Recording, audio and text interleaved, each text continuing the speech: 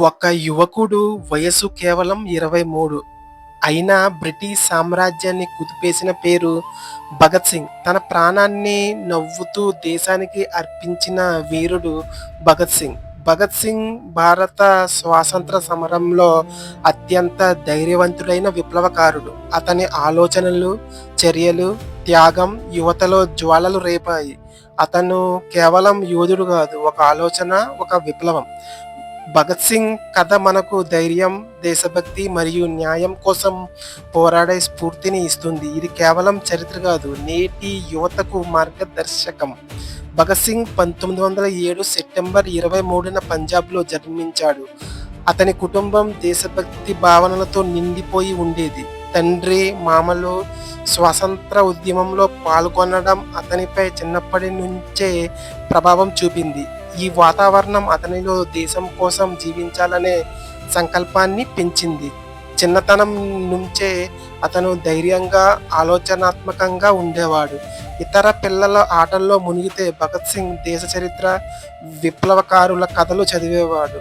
ఇది అతని వ్యక్తిత్వాన్ని ప్రత్యేకంగా తీర్చిదిద్దింది మరియు భవిష్యత్తులో విప్లవ మార్గాన్ని ఎంచుకునేలా చేసింది.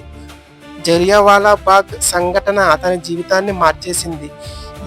ఆ ఘటన తర్వాత అతను రక్తంతో కూడిన నేలను సేకరించి ఇంటికి తీసుకువెళ్ళాడు. ఇది బ్రిటిష్ పాలనపై అతనిలో తీవ్ర కోపం మరియు ప్రతీకారం భావన పెంచింది. చదువులో మంచి ప్రతిభ ఉన్నప్పటికీ అతను సాంప్రదాయ విద్యను అంతగా పట్టించుకోలేదు. దేశం స్వేచ్ఛ పొందడం అతనికి ముఖ్యంగా అనిపించింది. అందుకే కాలేజీని వదిలి పూర్తిగా స్వాతంత్ర సమరంలో చేరాలని నిర్ణయించుకున్నాడు. Bhagat Singh Hindustan socialist republic association HSRAలో చేరాడు.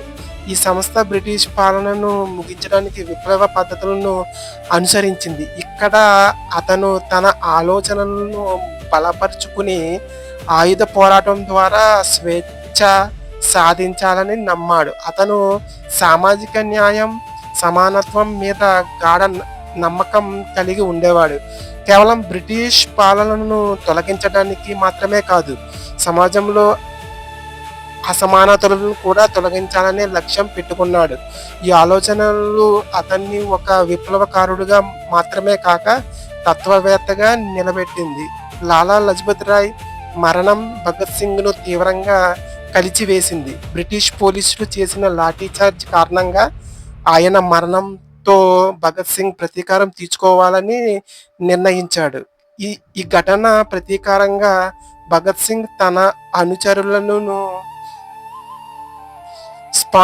స్పాండర్స్ ను హత్య చేశాడు. ఇది బ్రిటిష్ పాలనకు ఒక పెద్ద షాక్ అయ్యింది.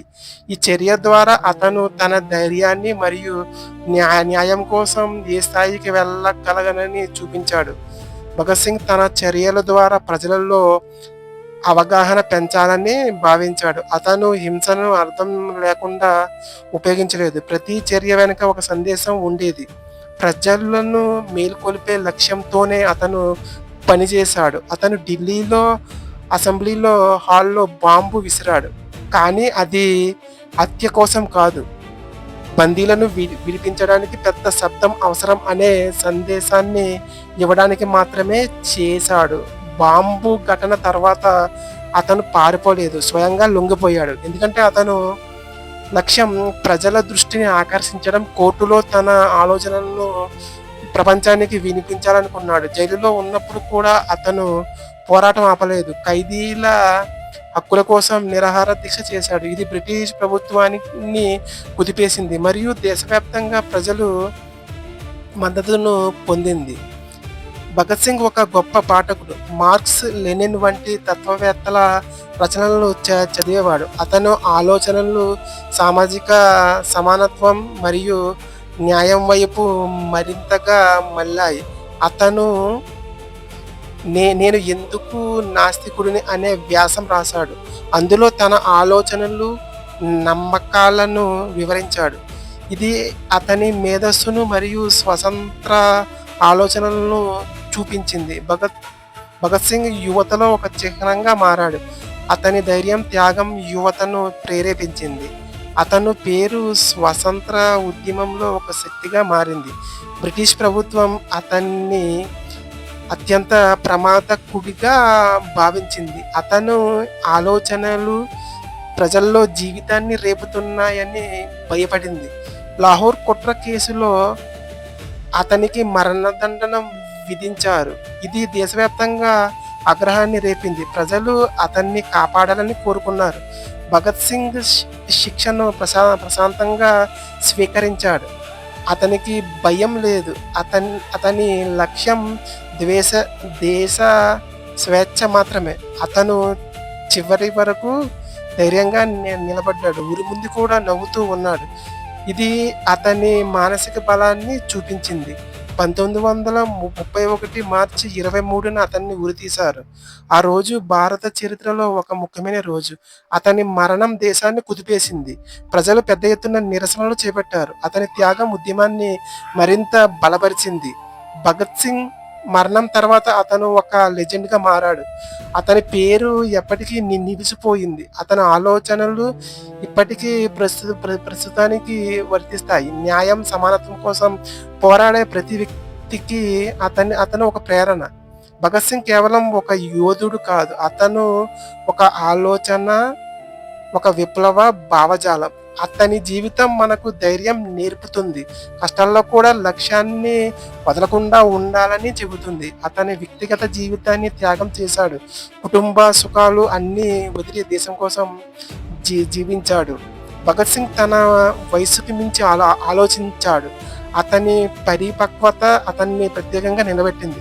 అతని కథ మనకు బాధ్యతను గుర్తు చేస్తుంది. స్వేచ్ఛ కోసం ఎంతటి త్యాగాలు జరిగాయో తెలుస్తుంది. అతను ఒక నిజమైన దేశభక్తుడు. మన ప్రాణం కూడా దేశం కోసం తన ప్రాణం కూడా దేశం కోసం అర్పించాడు. భగత్ సింగ్ పేరు భారత చరిత్రలో చిరస్థాయిగా నిలిచిపోతుంది. అతని త్యాగం తరతరాలకు స్ఫూర్తిగా ఉంటుంది. ఉరి ముందు కూడా భగత్ సింగ్ పుస్తకం చదువుతున్నాడు. మరణం దగ్గరలో ఉన్న భయం లేదు. అతని చివరి మాటలు ఇంక్విలాన్ జిందాబాద్. ఆ క్షణం ఒక మనిషి కాదు, ఒక విప్లవం జన్మించింది. భగత్ సింగ్ కేవలం కనపట్టిన విప్లవకారుడు కాదు, అతని ఆలోచనలతో పోరాడిన తత్వవేత్త. నేటి యువత అతని ధైర్యం మాత్రమే కాదు, అతని ఆలోచన విధానాన్ని కూడా నేర్చుకోవాలి. మీరు భగత్ సింగ్ లాంటి ధైర్యం కలిగి ఉండాలనుకుంటే దేశం కోసం చిన్న మార్పులు మొదలు పెట్టండి. మీకు నా ఎక్స్‌ప్లనేషన్ నచ్చినట్టయితే లైక్ చేయండి, సబ్స్క్రైబ్ చేయండి.